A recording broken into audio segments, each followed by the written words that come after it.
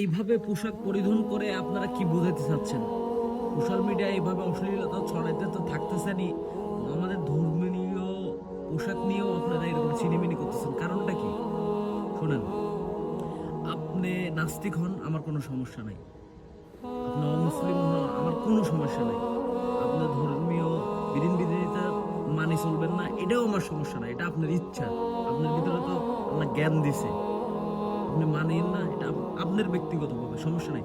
কিন্তু আপনি আমাদের মুসলমানের ছেলেদের, হ্যাঁ, যুবকদের ধর্মীয় পোশাক যেটা আমরা পরিধান করি, সবসময় পরি, হ্যাঁ, এবং পাঞ্জাবি, পায়জামা, জুব্বা, মাথার পাগড়ি, টুপি, হ্যাঁ, এগুলো আমাদের মধ্যে যে শূন্য, হ্যাঁ, আমরা এগুলো পরিধান করে থাকি এবং আমরা এগুলো পড়ি।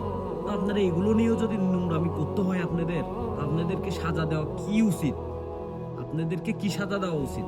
আপনারা কেন এরকম করতেছেন?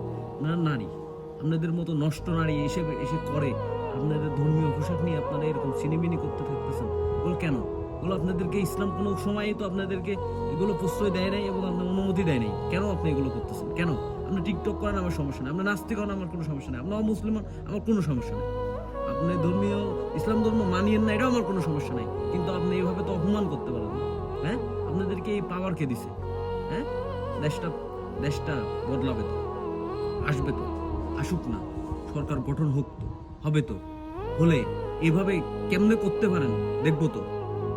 করতে চাইলেও করতে পারবেন না। অন্তত আপনারা নাস্তিক হন, আমার কোনো সমস্যা নেই, কিন্তু এই ধারণা কাজগুলো আপনারা করতে পারবেন না।